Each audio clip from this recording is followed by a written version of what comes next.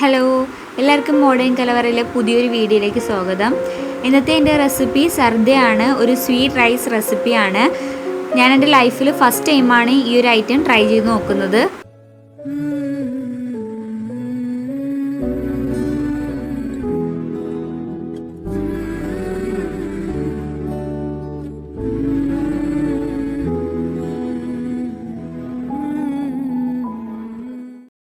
ഈ ഒരു റെസിപ്പി തയ്യാറാക്കുന്നതിന് മുന്നേ ഇതിൻ്റെ ഇൻഗ്രീഡിയൻസ് എന്തൊക്കെയാണെന്ന് നോക്കാം. അതിനായിട്ട് ഞാനിവിടെ 3/4 കപ്പ് ബസ്മതി റൈസാണ് എടുത്തിട്ടുള്ളത്.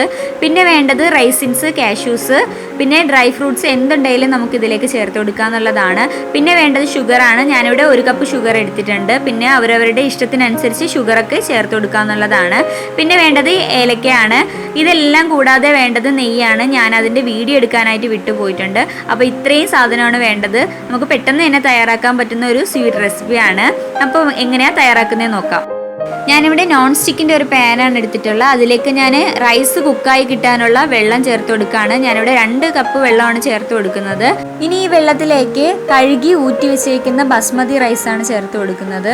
വെള്ളം ഒഴിച്ചു കൊടുത്ത ഉടനെ തന്നെയാണ് ഞാൻ ഇതിലേക്ക് റൈസ് ചേർത്ത് കൊടുക്കുന്നത്. ഇനി ഞാൻ ഇതിലേക്ക് ചേർത്ത് കൊടുക്കുന്നത് ഏലക്കയാണ്. ഒരു 3-4 ഏലക്ക ഇതിലേക്ക് ചേർത്ത് കൊടുക്കുന്നുണ്ട്. പിന്നെ ഞാൻ ഇതിലേക്ക് ചേർത്ത് കൊടുക്കുന്നത് യെല്ലോ ഫുഡ് കളറാണ്. ഫുഡ് കളർ ഏത് വേണേലും ചേർത്ത് കൊടുക്കാം. ഞാനിവിടെ യെല്ലോ കളറാണ് ചേർത്ത് കൊടുത്തിട്ടുള്ളത്. ഇനി നന്നായിട്ട് മിക്സ് ചെയ്ത ശേഷം 1 സ്പൂൺ നെയ്യ് ഇതിലേക്ക് ചേർത്ത് കൊടുത്ത് അടച്ച് വെച്ച് കുക്ക് ചെയ്തെടുക്കാം.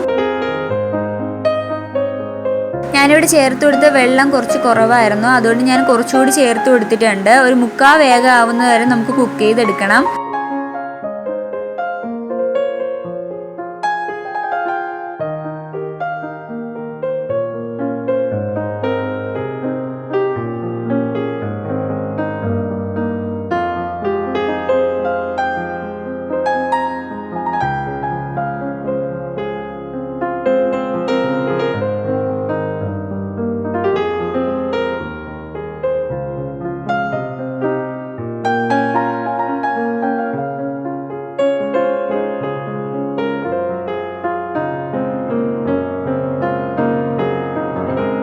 ഇപ്പോൾ ഇവിടെ റൈസ് കുക്കായി കിട്ടിയിട്ടുണ്ട്. ഇനി ഇതൊന്ന് കോരി മാറ്റി വെക്കാം.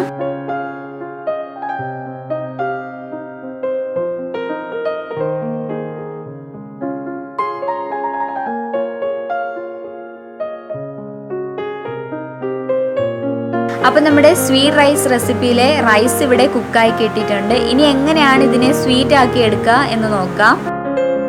വീണ്ടും ഞാൻ നോൺ സ്റ്റിക്കിൻ്റെ ഒരു പാൻ എടുത്തിട്ടുണ്ട്. അതിലേക്ക് ഞാൻ 2 ടേബിൾ സ്പൂൺ നെയ്യ് ആഡ് ചെയ്ത് കൊടുക്കുകയാണ്.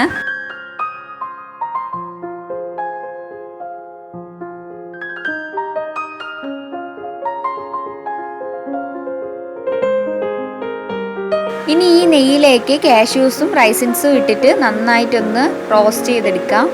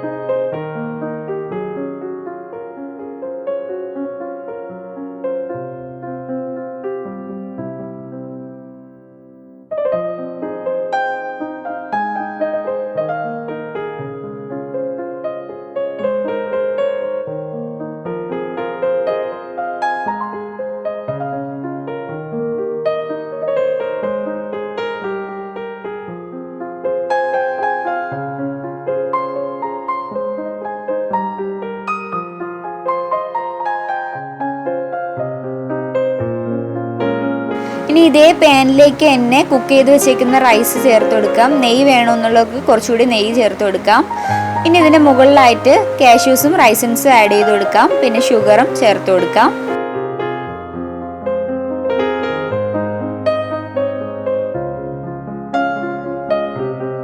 ഇനി ഇതെല്ലാം കൂടി നന്നായിട്ടൊന്ന് മിക്സ് ചെയ്ത് കൊടുക്കുക. അതിനുശേഷം അടച്ചു വെച്ച് 10 മിനിറ്റ് കുക്ക് ചെയ്തെടുക്കുക. അപ്പോഴേക്കും ഈ ഒരു റെസിപ്പി റെഡിയാകും.